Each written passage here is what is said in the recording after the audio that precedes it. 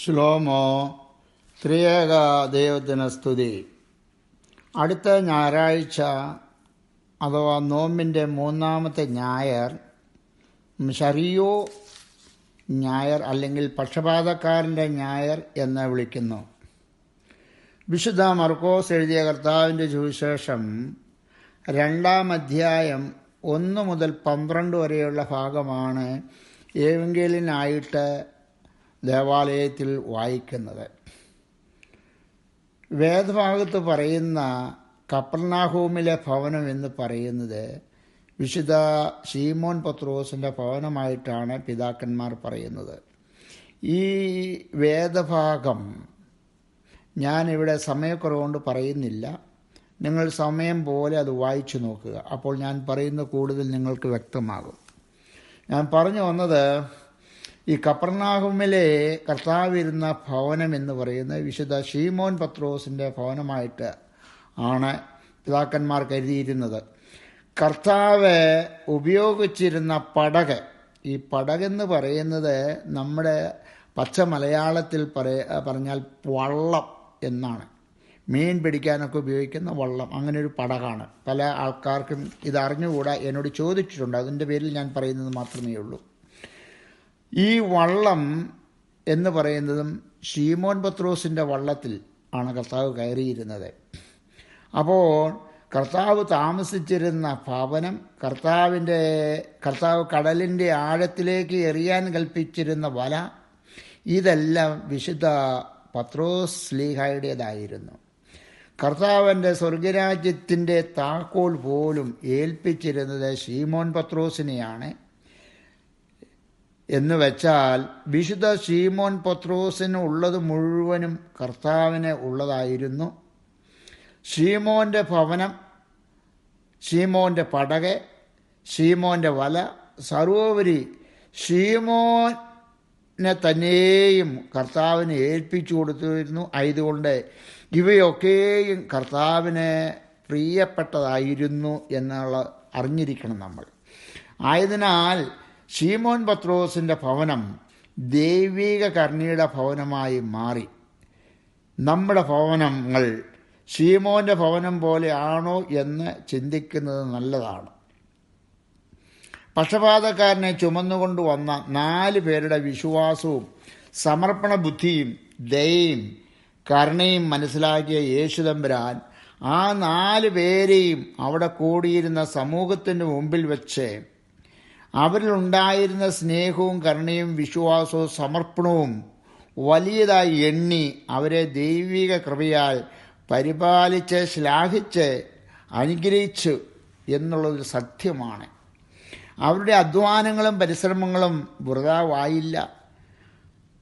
ദൈവം തമ്പുരാൻ അവരുടെ വിശ്വാസം പോലെ അവർ ചുമന്നുകൊണ്ടുവന്ന ആ പക്ഷപാതക്കാരൻ്റെ മേൽ കരുണ ചൊരിഞ്ഞ് അവൻ്റെ സകല പാപങ്ങളെയും പുറത്ത് അവനെ പൂർണ്ണ സൗഖ്യമുള്ളവനാക്കി, ആരോഗ്യമുള്ളവനാക്കി വീട്ടിലേക്ക് പറഞ്ഞയച്ചു. ഈ നോമ്പ് കാലങ്ങളിൽ ആ 4 വ്യക്തികൾ നമുക്ക് ഓരോരുത്തർക്കും മാർഗദർശികളായിട്ട് തീരട്ടെ, അഥവാ നന്മ പ്രവർത്തിക്കുവാൻ അവരെ പോലെ നമുക്കും സാധ്യതമായി തീരട്ടെ എന്ന് ഞാൻ പ്രാർത്ഥിക്കുകയാണ്. ദൈവിക കാരുണ്യ പ്രവൃത്തികൾ ചെയ്യുന്ന ഭവനം കരുണയുടെ ഭവനമായിരിക്കും. അതിലെ ഭവനക്കാർ കരുണയുള്ളവരായിരിക്കും. അപ്പോൾ നമ്മുടെ വീട് വിശുദ്ധ ശീമോൻ പത്രോസിൻ്റെ വീട് പോലെ കർത്താവിൻ്റെ സാന്നിധ്യവും ദൈവിക വചന ഉദ്ഘോഷണവും സൽപ്രവൃത്തികളുണ്ടും അഗതികളെയും നിരാശ്രയെയും രോഗികളെയും ദരിദ്രരെയും കരുതുന്ന ഒരു ഭവനമായി മാറും. The power of positive thinking എന്ന പ്രസിദ്ധമായിരിക്കുന്ന പുസ്തകം എഴുതിയിരിക്കുന്നത് പ്രസിദ്ധനായിരിക്കുന്ന ഒരു എഴുത്തുകാരനും മനഃശാസ്ത്ര വിദഗ്ധനുമായ ഡോക്ടർ നോർമൻ വിൻസെൻ്റ് പീൽ ആണ്. അദ്ദേഹം അതിൽ പറഞ്ഞിരിക്കുന്ന ഒരു വാക്ക് ഇപ്രകാരമാണ്: നിങ്ങളുടെ പങ്ക് ചെയ്യാൻ നിങ്ങൾ സന്നദ്ധരാകാതെ പ്രാർത്ഥന ലോകത്തെ രൂപാന്തരപ്പെടുത്തുമെന്ന് പറയരുത്. ഇന്ന് പലരും ചിന്തിക്കുന്നത് നമ്മളുടെ ഷെയറൊന്നും നമ്മളുടെ പ്രവർത്തനമൊന്നും കൂടാതെ നമ്മൾ കുറേ പ്രാർത്ഥിച്ചാൽ ലോകം നന്നാകുമെന്നാണ്. എന്നാൽ ഡോക്ടർ നോർമൻ വിൻസെൻ്റ് പീൽ പറയുന്ന അങ്ങനെയല്ല. നിങ്ങളുടെ പങ്ക് ചെയ്യാൻ നിങ്ങൾ സന്നദ്ധരാകാതെ പ്രാർത്ഥന ലോകത്തെ രൂപാന്തരപ്പെടുത്തുമെന്ന് പറയരുത്. അദ്ദേഹം പറയുന്ന ഒരു സംഭവം ഇവിടെ ഞാൻ ഓർപ്പിക്കുകയാണ്. കാലങ്ങൾക്ക് മുമ്പ്, വർഷങ്ങൾക്ക് മുമ്പ് നടന്നതായ ഒരു സംഭവമാണ്. ഇത് അമേരിക്കയിൽ ഒഹായോ എന്ന് പറയുന്നതായ സ്റ്റേറ്റിൽ നടന്നിട്ടുള്ളതാണ്. ഒഹായോയിലെ ഒരു കൃഷിക്കാരൻ തൻ്റെ ധാന്യം സംഭരിച്ചിരുന്ന കളപ്പുരയിലേക്ക് പോവുകയായിരുന്നു.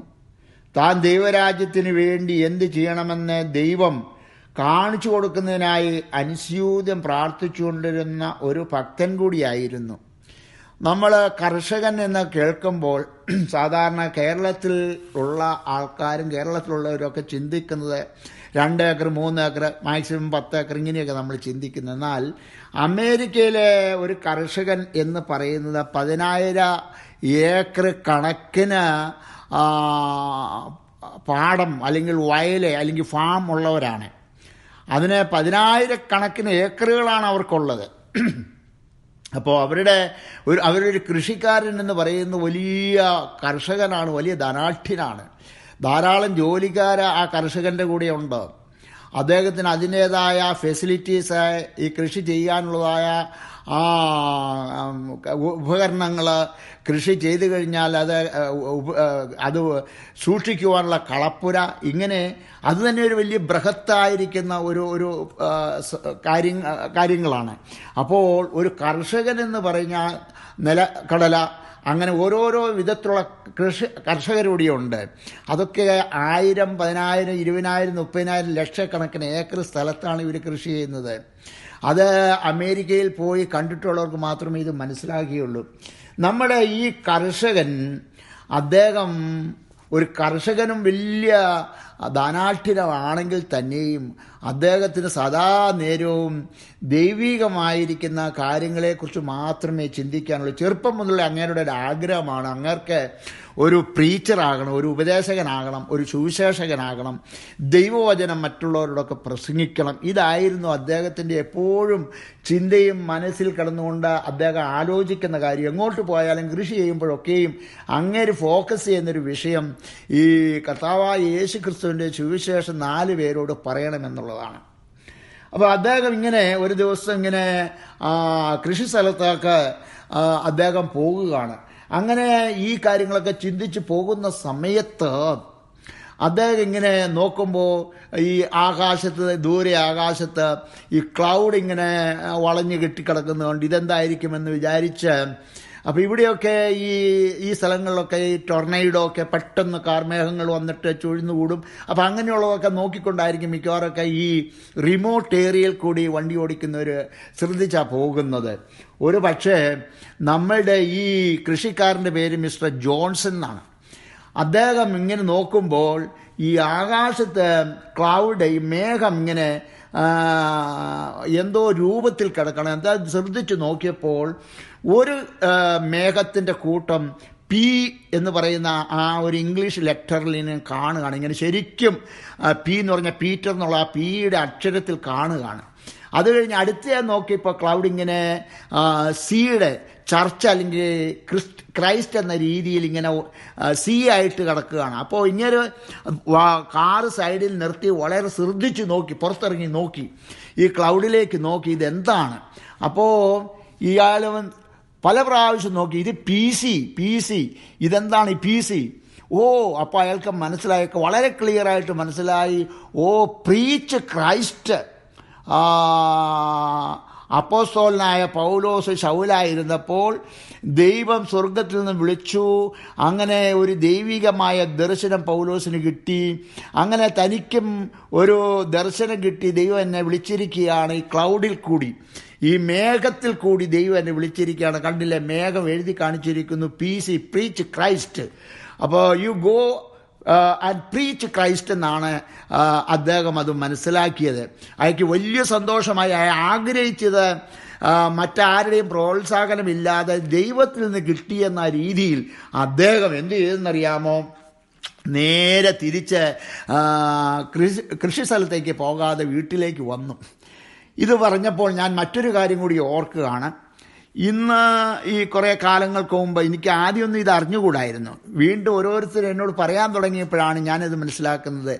പലരും ഈ യാത്രയോ എന്തെങ്കിലും ഒരു കാര്യത്തിന് പോകുമ്പോൾ വിശുദ്ധ വേദപുസ്തകം എടുത്ത് അവർ പോകുന്ന കാര്യങ്ങളെക്കുറിച്ച് ഓർത്തൊക്കെ ഒന്ന് ധ്യാനിച്ച് പ്രാർത്ഥിച്ചേച്ചൊന്ന് വിടുത്തി നോക്കും. ഏതെങ്കിലും ഒരു ഭാഗം അവർക്ക് കിട്ടും. എന്നിട്ട് അത് വായിച്ചേച്ച് ഓ ദൈവമേ സ്തോത്രം എന്നൊക്കെ പറഞ്ഞ് മടക്കി വെച്ചേച്ച് അവരങ്ങ് പോകും. അപ്പോൾ അവർക്ക് ഒരു വലിയ ശുഭാപ്തി വിശ്വാസമാണ് ദൈവം പോകുന്ന വഴിയിൽ എനിക്ക് തരാൻ പോകുന്നത്, ഞാൻ ചെയ്യാൻ പോകേണ്ട കാര്യങ്ങളെക്കുറിച്ച് എനിക്കൊരു നിർദ്ദേശം കിട്ടി എന്നൊരു പൂർണ്ണ വിശ്വാസത്തിൽ ഇവരങ്ങ് പോവുകയാണ്.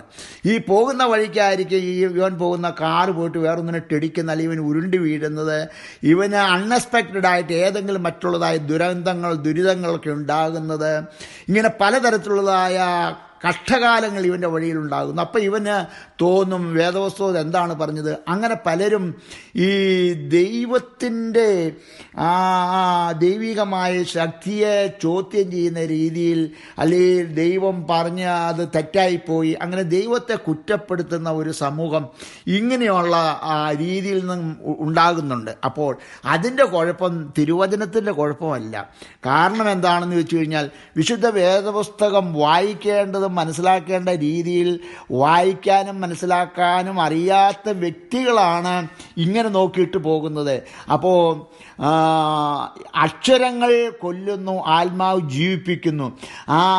തിരുവചനങ്ങൾ അടങ്ങിയിരിക്കുന്ന അക്ഷരങ്ങൾ അടങ്ങിയിരിക്കുന്നതായ ആത്മീകമായിരിക്കുന്നതായ അർത്ഥങ്ങളെ മനസ്സിലാക്കാൻ സാധിക്കാത്തവരാണ് ഇങ്ങനെ ഈ ബൈബിളും തുറന്ന് ഒറ്റ ഓട്ടം ഓടുന്നത്. ഇതുപോലെ തന്നെയാണ് നമ്മുടെ മിസ്റ്റർ ജോൺസൺ. PC എന്ന് കണ്ടു പ്രീച്ച് ക്രൈസ്റ്റ്, പിന്നെ കൃഷിയും മറന്നു, കൃഷി സ്ഥലവും മറന്നു, കളപ്പരയും മറന്നു, പണിക്കാരെയും മറന്നു. നേരെ അദ്ദേഹം വീട്ടിലേക്ക് മടങ്ങുകയാണ്. വീട്ടിൽ വന്നു ഭാര്യയും മക്കളെയും വിളിച്ചു പറഞ്ഞു, ഞാൻ ഇനി കൃഷി സ്ഥലത്തേക്ക് പോകുന്നില്ല, നിങ്ങൾക്ക് വേണമെന്നുണ്ടെങ്കിൽ നിങ്ങൾ പോയിക്കൊള്ളണം, ഞാൻ ഇനി മുതൽ കർത്താവായ യേശു ക്രിസ്തുവിൻ്റെ സുവിശേഷം പ്രസംഗിക്കാൻ പോവുകയാണ് എന്ന് പറഞ്ഞുകൊണ്ട് അദ്ദേഹം നല്ല ഡ്രസ്സൊക്കെ ധരിച്ച് ബൈബിളും എടുത്തുകൊണ്ട് നേരെ അടുത്ത ടൗണിലേക്ക് പോയി. അവിടെ പോയി അദ്ദേഹം വളരെ ശക്തമായിട്ട് കാര്യമായിട്ടും അദ്ദേഹം വളരെ ഡീപ്പായിട്ട് അങ്ങോട്ട് പ്രസംഗിക്കാൻ തുടങ്ങി. ഒരൊറ്റ മനുഷ്യർ അങ്ങേരെ തിരിഞ്ഞു നോക്കുന്നില്ല. അങ്ങനെ ഒരു 1.5 മണിക്കൂറോളം സംസാരിച്ചു. അത് കഴിഞ്ഞപ്പോൾ അയാൾ ടയേർഡായി, അയാൾക്ക് പ്രയാസം തോന്നി. എന്നാലും ഞാൻ ഇത്രയും പ്രസംഗിച്ചിട്ട് ഒരു മനുഷ്യൻ പോലും എൻ്റെ പ്രസംഗം കേട്ടില്ലല്ലോ. അദ്ദേഹം വീട്ടിലേക്ക് തിരിച്ചുപോയി. അദ്ദേഹം അതിൽ നിരാശപ്പെട്ട് പുറകോട്ട് പോയില്ല. പിറ്റേ ദിവസം അയാൾ പോയി വേറൊരു പട്ടണത്തിൽ പോയി. ഇങ്ങനെ ഓരോ ദിവസം ഓരോ പട്ടണങ്ങളിൽ പോയി ഇങ്ങനെ പ്രസംഗിക്കുക. 5-6 മാസം കഴിഞ്ഞു ഈ പ്രസംഗം. ഒരു മനുഷ്യൻ അദ്ദേഹത്തെ കേൾക്കാൻ വന്നില്ല. ഇതിൽ വളരെ കുണ്ഠിതനായി, വളരെ പ്രയാസപ്പെട്ട് ഇയാൾ ഇനി എന്താണ് ഇതിൻ്റെ മാർഗം, എന്നാൽ പള്ളിയിൽ പോയി അച്ഛനോടൊന്ന് ചോദിക്കാം എന്ന് വിചാരിച്ച് ഇയാൾ ഒരു തീരുമാനം എടുക്കുക. അപ്പോൾ ഈ 5-6 മാസം കൊണ്ട് ഇയാൾക്ക് പറ്റിയതായ പ്രയാസം, ഇയാളുടെ കൃഷിമേഖല മുഴുവൻ തരിശായിപ്പോയി. കാരണം അവിടെ വേണ്ട രീതിയിൽ എടുക്കാനോ നോക്കാനോ നേതൃത്വം കൊടുക്കാനോ ആളില്ല. പണിക്കാരെല്ലാം ഇയാളെ കാണാന്നിട്ട് ശമ്പളം കിട്ടാന്നിട്ട് അവരെല്ലാം പോയി. അതുപോലെ തന്നെ ഈ ഫാമിൽ വേണ്ടത്ര ജലസേചന കാര്യങ്ങൾ വേണ്ട രീതിയിൽ ഉപയോഗിക്കാത്തതുകൊണ്ട്, കൃഷിസ്ഥലത്ത് വേണ്ട വെള്ളം ലഭിക്കാത്തതുകൊണ്ട് കൃഷി ചെയ്തതായ ഇതെല്ലാം നശിച്ചു, കൃഷികളെല്ലാം ഉണങ്ങിക്കരിഞ്ഞുപോയി. കോതമ്പ്, അതുപോലെ തന്നെ കോണ്, അങ്ങനെയുള്ള എല്ലാ തരമുള്ളതായ കൃഷി സാധനങ്ങളും നശിച്ചുപോയി. ഇദ്ദേഹത്തെ പോലെയുള്ള പലരുടെയും ഈ കാർഷിക മേഖലയിൽ നിന്ന് കിട്ടുന്ന വിഭവസമൃദ്ധമായിരിക്കുന്ന ധാന്യങ്ങൾ കൊണ്ടും അതുപോലെ പച്ചക്കറികൾ കൊണ്ടൊക്കെയാണ് ഈ അമേരിക്കയിൽ ഓരോ സ്റ്റേറ്റ് സർവേ ചെയ്യുന്നത്. അവർക്ക് ഇഷ്ടംമാതിരി ആഹാര സാധനങ്ങൾ ലഭിക്കുന്നത്. ഇപ്പോൾ നമ്മുടെ കേരളത്തിൽ നമ്മൾ ചിന്തിക്കും, നമ്മൾ നോക്കണം, ആന്ധ്രാപ്രദേശത്ത് നിന്ന് അരിയില്ലെങ്കിൽ, അവിടെ ആന്ധ്രാപ്രദേശത്തെ പാടമില്ലെങ്കിൽ കേരളം പട്ടിണിയാണ്. അതുപോലെ തന്നെ പഞ്ചാബിലൊക്കെയും ഹരിയാനയിലൊക്കെ പാടങ്ങളിൽ ഗോതമ്പ് വേണ്ട രീതിയിൽ ഉണ്ടാകുന്നില്ലെങ്കിൽ നമുക്കാർക്കും ഗോതമ്പ് കിട്ടില്ല. ഇതുപോലെയാണ് ഒഹായോ, കാലിഫോർണിയ സ്ഥലങ്ങളിലെ കൃഷിഭൂമികൾ നശിച്ചു പോയി കഴിഞ്ഞാൽ അമേരിക്ക മുഴുവൻ പട്ടിണിയാകും. അപ്പോൾ ഇദ്ദേഹത്തിൻ്റെ പാടം മുഴുവൻ നോക്കാത്തത് കൊണ്ട് കൃഷിയെല്ലാം നശിച്ചുപോയി, അതെല്ലാം വരണ്ടുപോയി, അത് മുഴുവനും ഉണങ്ങിപ്പോയി. അപ്പോൾ ഈ സമയത്ത് ഇയാൾ വന്നിട്ട് ഇതൊന്നും ഇയാൾ അറിയുന്നില്ല. ഇയാൾ ഈ വേദപുസ്തകത്തിലെ സുവിശേഷവുമായിട്ട് നടക്കുകയാണ്. അങ്ങനെ അച്ഛനെ പോയി കാണാനായിട്ട് അച്ഛൻ്റെ അടുത്ത് ചെന്നു. ഈ അച്ഛൻ വളരെ ഒരു തിയോളജിയനായിരുന്നു, വേദശാസ്ത്രമൊക്കെ നന്നായിട്ട് അറിയാവുന്ന ഒരാളായിരുന്നു, നല്ലൊരു കൗൺസിലറായിരുന്നു. അപ്പോൾ ഈ ജോൺസന്റെ ആറ്റിറ്റ്യൂഡും കാര്യങ്ങളൊക്കെയും അറിയാം. എന്നാൽ ജോൺസൺ ഒരു പേര് കേട്ട അനുഗ്രഹിക്കപ്പെട്ട ഒരു കർഷകനാണെന്നും ഈ അച്ഛനറിയാം. കാരണം ഈ ജോൺസന്റെ കാർഷിക മേഖലകളിൽ നിന്നാണ് ഓഹായിലേക്കുള്ളതായ ഒരുവിധപ്പെട്ട സ്ഥലത്തേക്കുള്ള എല്ലാ ആഹാരങ്ങളും കടകളിൽ ലഭിക്കുന്നതായി ഇയാളുടെ കൃഷിസ്ഥലത്താണെന്ന് എല്ലാവർക്കും അറിയാം. അതുകൊണ്ട് ഇയാളെ വളരെ പോപ്പുലറായിട്ടുള്ളൊരു കർഷകനാണ്, വളരെ ധനാഢ്യനും വളരെ പോപ്പുലറാണ്, പ്രസിദ്ധനാണ് ഇയാൾ. ചെന്ന് അച്ഛൻ്റെ അടുത്ത് എന്നിട്ട് അച്ഛനോട് പറഞ്ഞു, അച്ഛോ, ഇങ്ങനെ ഞാനൊരു ദർശനം കണ്ടു, ദൈവം എനിക്കൊരു ദർശനം തന്നു. ഞാനിങ്ങനെ മാസങ്ങൾക്ക് മുമ്പ് പോകുമ്പോൾ ആകാശത്തെ ക്ലൗഡിൽ ദൈവം എഴുതി കാണിച്ചു, PC പ്രീച്ച് ക്രൈസ്റ്റ്. അങ്ങനെ ഞാൻ അന്ന് മുതൽ വയലുമായിട്ട് ഇങ്ങനെ പോയി 5-6 മാസം പ്രസംഗിച്ചു. ഒരു മനുഷ്യനും അത് കേൾക്കുന്നില്ല. എനിക്ക് വളരെ സങ്കടമാണ്. എന്തുകൊണ്ടാണ് ഞാൻ പ്രസംഗിക്കുന്ന ആൾക്കാർ കേൾക്കാത്തത് എന്ന് ചോദിച്ചു. അപ്പോൾ ഇതിനോടകം അച്ഛൻ അറിഞ്ഞു കഴിഞ്ഞു ഈ മനുഷ്യൻ ഇങ്ങനെയാണെന്നും, എന്നാൽ കാർഷിക മേഖല മുഴുവൻ തകർന്നു പോയെന്നും, നോക്കാനും എടുക്കാൻ ആരുമില്ല എന്നും ഒക്കെ അച്ഛൻ അറിഞ്ഞു കഴിഞ്ഞു. അച്ഛൻ വളരെ സങ്കടത്തിൽ അച്ഛനും ഈ മനുഷ്യന് വേണ്ടി പ്രാർത്ഥിക്കുകയായിരുന്നു. ഈ സമയത്ത് അച്ഛൻ പറഞ്ഞു, ജോൺസനെ വിളിച്ച് വളരെ സാന്ത്വനിപ്പിച്ചുകൊണ്ട് പറഞ്ഞു, നമ്മൾ ഒരു കാര്യം ചിന്തിക്കണം. കർത്താവായ യേശു ക്രിസ്തുവിൻ്റെ മുന്തിരിത്തോട്ടം എന്ന് പറയുന്നത് അതിൽ അനേക വിധത്തിലുള്ള ജോലിക്കാരുണ്ട്. ആ ജോലിക്കാരെന്ന് പറയുന്നത് കുറേ പേര് മിഷണറിമാരായിരിക്കും, അതുപോലെ തന്നെ കുറേ പേര് മെഡിക്കൽ ഫീൽഡിൽപ്പെട്ട ഡോക്ടേഴ്സ്, സയൻറ്റിസ്റ്റ്, നേഴ്സുമാർ, അങ്ങനെ ബഹുവിധത്തിലുള്ളതായ ജോലിക്കാർ, അതുപോലെ തന്നെ തൊഴിലാളികൾ, ഈ ലോകത്ത് കാണുന്ന ബഹുവിധമായിരിക്കുന്നതായ ജോലി രംഗങ്ങളിലൊക്കെ പ്രവർത്തിക്കുന്ന വ്യക്തികൾ, അതെല്ലാം ദൈവത്തിൻ്റെ മുന്തിരിത്തോപ്പിലെ പ്രവർത്തകരാണ്. പട്ടക്കാർ, സുവിശേഷകർ, ഇവരെല്ലാം ഓരോ തരത്തിൽ ദൈവം വിളിച്ച് പ്രത്യേകമായ കൃപാവരത്തിൽ കൂടി വിളിച്ച് ഓരോരുത്തരെ ഏൽപ്പിച്ചിരിക്കുന്ന ജോലിയാണ്. ആയതുകൊണ്ട് ഈ സുവിശേഷം പറയുന്നത് മാത്രമല്ല ദൈവികമായിരിക്കുന്നതായ പ്രവർത്തനം. പിന്നെയോ നാം ഏതോ ഒരു കാര്യങ്ങൾ അതിൻ്റേതായ സമർപ്പണ ബുദ്ധിയോടുകൂടി ചെയ്യുന്നുവോ അത് ആണ് ദൈവസന്നിധിയിൽ ഏറ്റവും പ്രീതികരമായിരിക്കുന്നതായ ഒരു ജോലി എന്ന് അയാളെ പറഞ്ഞ് മനസ്സിലാക്കുകയാണ്. അപ്പോൾ കൃഷിയോ വ്യവസായമോ കാലക്ഷേപത്തിന് വേണ്ടി സ്വീകരിക്കുന്ന വേറെ ഏതെങ്കിലും തൊഴിലോ ദൈവരാജ്യത്തിൻ്റെ പരിധിയിൽ ഉൾപ്പെടുന്നതല്ലെന്നുള്ള സങ്കല്പം തിരുത്തപ്പെടേണ്ട ഒന്നാകുന്നു. ആയതുകൊണ്ട് ജോൺസനെ, നീ ഒരു കാര്യം ചെയ്യണം. നീ അനുഗ്രഹിക്കപ്പെട്ട ഒരു കർഷകനാണ്. നിങ്ങൾ വഴി അനേകർ സുഖമായി ജീവിക്കുന്നു, അനേകരെ ജോലി ചെയ്യുന്നു. നിങ്ങൾ കാരണം ഓഹായോ ഈ സ്റ്റേറ്റ് മുഴുവനും സുഖമായ ഭക്ഷണം എല്ലാവർക്കും എല്ലാ കടകളിൽ നിന്നും കിട്ടുന്നു. വളരെ കുറഞ്ഞ വിലയ്ക്ക് കിട്ടുന്നു. കാരണം നിങ്ങൾ നല്ലൊരു കർഷകനാണ്. ആയതുകൊണ്ട് മനുഷ്യജീവിതവും മതവും ഒന്നായി തീരുമ്പോൾ മാത്രമേ ദൈവരാജ്യം ഭൂമിയിൽ വരികയുള്ളൂ. ജീവിതത്തിൽ ഏത് രംഗത്തും ദൈവരാജ്യം കൈവരുത്താൻ നമുക്ക് കഴിയണം. ഏത് മേഖലയിൽ സ്കൂൾ അധ്യാപകനായിരിക്കുന്നെങ്കിൽ ആ അധ്യാപക മേഖലയിൽ, ഒരച്ഛനാണെങ്കിൽ അച്ഛൻ്റെ മേഖലകളിൽ, ഒരു എഞ്ചിനീയർ ആണെങ്കിൽ അദ്ദേഹത്തിൻ്റെ മേഖലകളിൽ, ഒരു കർഷകനാണെങ്കിൽ കർഷകൻ്റെ മേഖലകളിൽ, ഏതോ ഒരു വ്യക്തി ഏതോ ഒരു പ്രൊഫഷൻ ചെയ്യുന്നു ആ പ്രൊഫഷനിൽ ദൈവരാജ്യത്തെ കണ്ടെത്തുവാൻ സാധിക്കണം. നീ നല്ലൊരു കർഷകനായിരുന്നു, നീ ദൈവരാജ്യത്തെ അതിൽ കൂടി അനേകർ കണ്ടെത്തി കഴിഞ്ഞിരുന്നു, പക്ഷേ നിനക്കത് മനസ്സിലായില്ല. ആയതുകൊണ്ട് ശരീരവും മനസ്സും ആത്മാവും അർപ്പിച്ചുകൊണ്ട് പ്രാർത്ഥിക്കുകയും ദൈവത്തിൻ്റെ മാർഗദർശനം അനുസരിച്ച് പ്രവർത്തിക്കുകയും സ്നേഹം ജീവിതത്തിൽ മൂർത്തിമത്തായി തീരുകയും ചെയ്യുമ്പോൾ മാത്രമേ അവിടുത്തെ രാജ്യം വരയണം എന്നുള്ള കർത്തൃപ്രാർത്ഥന സാക്ഷാത്കരിക്കപ്പെടുകയുള്ളൂ. അപ്പോൾ ഇതില്ലാതെ ഇല്ലാത്ത പ്രാർത്ഥനയില്ലാത്ത പ്രവർത്തനം ഒരിക്കലും ശോഭിക്കുകയില്ല. നിന്നെ ദൈവം നല്ലൊരു കർഷകനായി, അതോടൊപ്പം നീ നന്നായിട്ട് പ്രാർത്ഥിച്ചിരുന്നു, നിനക്ക് ദൈവം ഒരു പ്രത്യേക വരം നൽകിയിട്ടുണ്ട്. കാർഷിക മേഖലയിൽ അനേകർക്ക് ഭക്ഷണം കൊടുക്കുവാൻ ദൈവം ഏൽപ്പിച്ച ഒരു അനുഗ്രഹിക്കപ്പെട്ട സ്വർഗരാജ്യത്തിലെ മുത്താണ് നീ. ഞാൻ പട്ടിണിയായിരുന്നു, എനിക്ക് വിശന്നിരുന്നു, എനിക്ക് ദാഹിച്ചു എന്നൊക്കെ പറഞ്ഞില്ലേ, അത് ചെയ്യുന്ന ഒരു വ്യക്തിയാണ്. അങ്ങനെയുള്ള ആ ദരിദ്രരെയും അനാഥരെയും വിധവകളെയും ഒക്കെ പോറ്റിപ്പുലർത്തുന്ന ഒരു വ്യക്തിയാണ് നീ.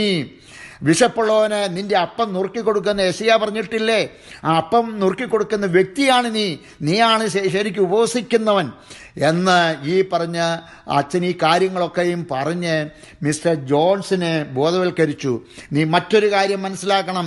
നീ എന്നോട് പറഞ്ഞല്ലോ ദൈവം നിനക്ക് നൽകിയ ആ മെസ്സേജ് PC എന്നാണെന്ന്. പക്ഷേ നിന്നോട് അതല്ല പറഞ്ഞത്. ദൈവം നിന്നോട് പറഞ്ഞത് നിന്റെ കോൺ നന്നായിട്ട് സമർത്ഥമായി വീണ്ടും വീണ്ടും കൂടുതൽ കൃഷി ചെയ്യാനാണ് പറഞ്ഞിരിക്കുന്നത്. നിന്റെ കോൺ വീണ്ടും ശക്തമായ രീതിയിൽ, നല്ല രീതിയിൽ അത് കൃഷി ചെയ്യാനാണ് പറഞ്ഞിരിക്കുന്നത്. അതിൻ്റെ അർത്ഥമാണ് plant corn, not preach Christ. സുവിശേഷം പ്രസംഗിക്കാനല്ല, but you have to do. എന്താണ് പ്ലാന്റ് കോൺ? നീ കോൺ കൃഷി ചെയ്യുക എന്നാണ് PC എന്ന വാക്കിൻ്റെ അർത്ഥം. പ്രിയമുള്ളവരെ, ഞാനിത് പറഞ്ഞത് എന്താണെന്ന് വെച്ച് കഴിഞ്ഞാൽ, പ്രാർത്ഥന കൂടാത്ത പ്രവർത്തനം കൊണ്ടോ പ്രവൃത്തി കൂടാത്ത പ്രാർത്ഥന കൊണ്ടോ നാം ഒന്നും നേടാൻ പോകുന്നില്ല. പ്രാർത്ഥനയും പ്രവൃത്തിയും ഒന്നിച്ച് പോകേണ്ടതാകുന്നു. നാം നമ്മുടെ പങ്ക് നിർവഹിക്കുവാൻ ഓരോരുത്തരും തയ്യാറാകുമ്പോൾ മാത്രമേ സ്വർഗരാജ്യം നമ്മുടെ ഇടയിൽ ഉണ്ടാകുകയുള്ളൂ. ആ സാന്നിധ്യം, സ്വർഗരാജ്യത്തിൻ്റെ സാന്നിധ്യം ഉണ്ടാകുകയുള്ളൂ എന്ന കാര്യം ഡോക്ടർ നോർമൻ വിൻസെൻ്റ് പീൽ അദ്ദേഹം വിശദീകരിച്ചു കൊടുത്ത ഒരു സംഭവമാണ് ഞാൻ നിങ്ങളോട് ഇത്രയും സമയം പറഞ്ഞത്. അതുകൊണ്ട് പ്രവൃത്തിയില്ലാത്ത വിശ്വാസവും പ്രാർത്ഥനയും നിഷ്ഫലമെന്ന് ഗ്രഹിപ്പീൻ എന്ന് വിശുദ്ധ യാക്കോബ് ശ്ലീഹ ആയുടെ ലേഖനം 2-ാം അധ്യായം 20-ാം വാക്യത്തിൽ ശ്ലീഹ പറയുന്നുണ്ട്. ഷറിയോ ഞായറാഴ്ച നമ്മളെ പഠിപ്പിക്കുന്നത് മറ്റുള്ളവരോട് കരുണ കാണിക്കുവാനും അവരുടെ കഷ്ടതകൾ പങ്കാളികളാകുവാനുമാണ്. കഷ്ടതകളിൽ കൂട്ടായ്മ കാണിച്ചവരെ അനുഗ്രഹിച്ചവനായ ദൈവം നമ്മെ ഓരോരുത്തരെയും അനുഗ്രഹിക്കട്ടെ എന്ന പ്രാർത്ഥനയോടെ കർത്താവിൽ സ്നേഹപൂർവ്വം പുത്തൂർക്കുടിലിൽ അച്ഛൻ.